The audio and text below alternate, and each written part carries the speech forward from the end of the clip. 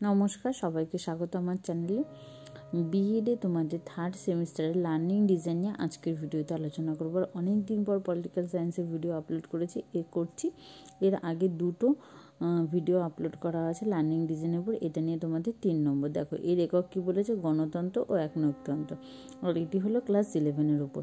এর অন্তর্গত কিছু উপএকক আছে, সেই উপএকগুলো কী কী দেখে নিই।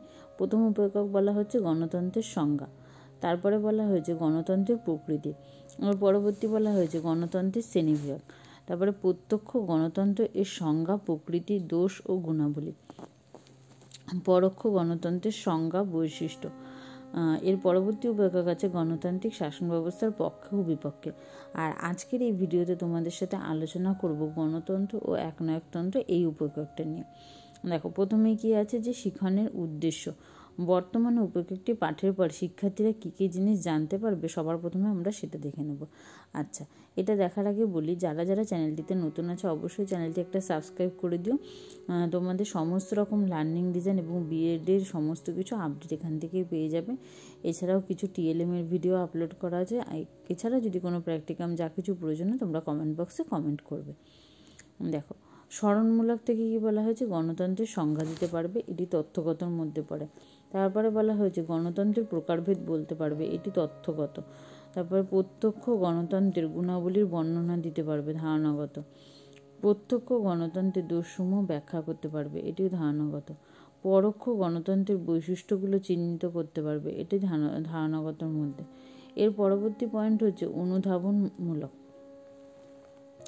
কী কী আছে, গণতন্ত্রের বৈশিষ্ট্য, প্রকৃতি ব্যাখ্যা করতে পারবে, এটি ধারণাগতর মধ্যে পড়ছে। প্রত্যক্ষ পরোক্ষ গণতন্ত্রের পার্থক্য করতে পারবে, এটিও ধারণাগতর মধ্যে। প্রত্যক্ষ গণতন্ত্রের গুণাবলীর গুরুত্ব যুক্তিসহ ব্যাখ্যা করতে পারবে, এটি ধারণাগতর মধ্যে। শিক্ষার্থীরা ব্যাখ্যা করতে পারবে কেন একনায়কতন্ত্র গণতন্ত্র ও সমাজতন্ত্রের চরম বিরোধী একটি শাসন ব্যবস্থা। এর পরবর্তী আছে প্রয়োগমূলক। প্রয়োগমূলকের মধ্যে আছে বর্তমানে বিশ্বের কোথায় একনায়কতান্ত্রিক শাসন ব্যবস্থা দেখা যায় এবং তার গুরুত্ব উপলব্ধি করতে পারবে, এটি ধারণাগতর মধ্যে পড়ে। হিটলার জার্মানিতে কী ধরনের শাসন ব্যবস্থা প্রচলন করেছিলেন সেই সম্পর্কে স্বচ্ছ ধারণা গঠনে সক্ষম হবে। এর পরবর্তীতে আছে গণতন্ত্র ও একনায়কতন্ত্র এর তুলনামূলক আলোচনা করতে সক্ষম হবে, এটি ধারণাগতর মধ্যে। প্রত্যক্ষ ও পরোক্ষ গণতন্ত্রের বৈশিষ্ট্যগুলো চিহ্নিত করতে পারবে, এটি তথ্যগতর মধ্যে। পরবর্তী পয়েন্ট বিশ্লেষণমূলক। বিশ্লেষণের মধ্যে কী কী জিনিস পড়ছে সেগুলো দেখে নেব।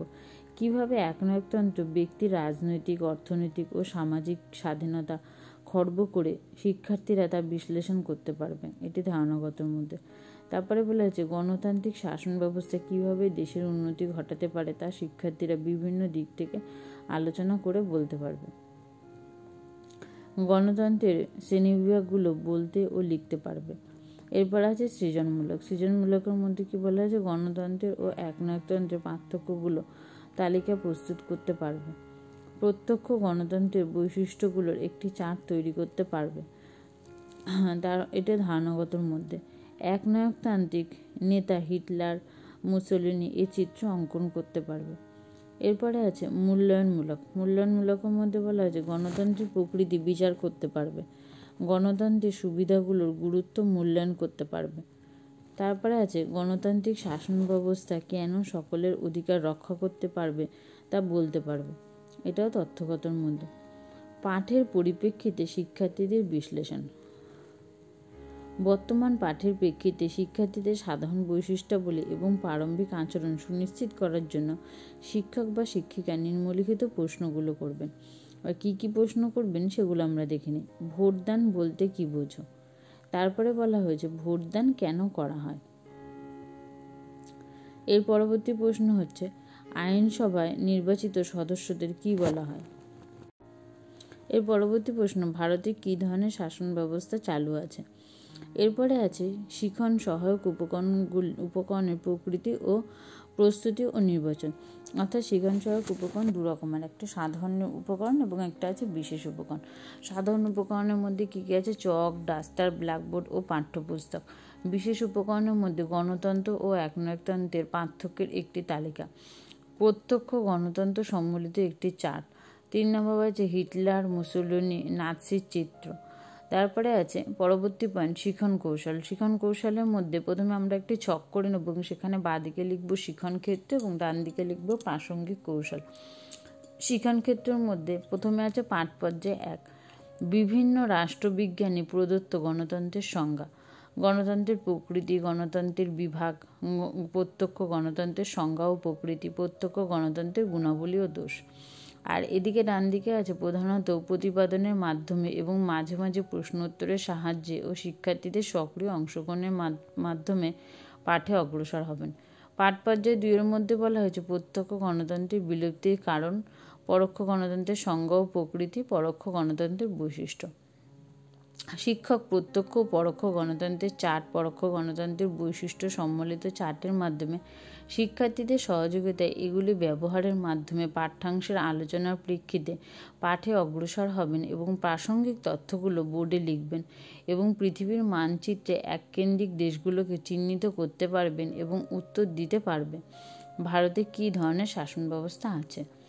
এরপরে আছে পাঠ পর্যায়ে 3, পরোক্ষ গণতন্ত্রের পক্ষে যুক্তি, পরোক্ষ গণতন্ত্রের বিপক্ষে যুক্তি, গণতন্ত্রের সাফল্যের শর্তাবলী, একনায়কতন্ত্রের সংজ্ঞা বৈশিষ্ট্য, একনায়কতন্ত্রের গুণ ও দোষ। এগুলো বিভিন্ন চার্টের মাধ্যমে আলোচনা, প্রতিপাদন, প্রশ্ন উত্তর এবং শিক্ষার্থীদের সক্রিয় অংশগ্রহণের মাধ্যমে পাঠে অগ্রসর হবেন। পরবর্তী পয়েন্ট মূল্যায়নের নকশা। শিক্ষার্থীরা দিনের পাঠ গ্রহণে কতটা সক্ষম হয়েছে তা বোঝার জন্য শিক্ষক নিম্নলিখিত উদ্দেশ্যভিত্তিক প্রশ্নগুলো করবেন। প্রথম প্রশ্ন বলা হয়েছে গণতন্ত্রের সংজ্ঞা দাও, এটি তথ্যগত সহনের মধ্যে পড়ে। দ্বিতীয় প্রশ্ন বলা হয়েছে গণতন্ত্রের শ্রেণীবিভাগ করো, এটি তথ্যগত সহনের মধ্যে পড়ে। এর পরবর্তী প্রশ্নটা কী আছে দেখে নিই। ঠিক যেরকমভাবে তোমাদের ছকগুলো করে দিচ্ছি সেইভাবে করে তোমরা খাতায় লিখবে। গণতন্ত্রের সঙ্গে একনায়কতন্ত্রের পার্থক্য কী, এটি ধারণাগতর মধ্যে পড়ে। একনায়কতন্ত্র বিশিষ্ট শাসন ব্যবস্থায় বর্তমান বিশ্বে কোথায় কোথায় দেখা যায়, এটি ধারণাগত প্রয়োগের মধ্যে পড়ে। এরপরে আছে গণতন্ত্রের ভবিষ্যৎ বিচার করো, এটি ধারণাগত মূল্যায়নের মধ্যে পড়ে। এবং লাস্টে আছে দুর্বলতা নির্ণয়, সংশোধনী পাঠের প্রয়োজন। গঠনগত মূল্যায়নের মাধ্যমে শিক্ষার্থীদের দুর্বলতাগুলি চিহ্নিত করে সংশোধনী পাঠের উপস্থাপনা করতে হবে। দুর্বলতার ক্ষেত্রে এবং সংশোধনী পাঠের জন্য প্রারম্ভিক কৌশল, অর্থাৎ দেখে নিতে হবে কোন কোন জায়গাগুলোতে দুর্বলতা আছে এবং সেগুলো শিক্ষক মহাশয়কে বা শিক্ষিকা মহাশয়কে সংশোধনী করতে হবে।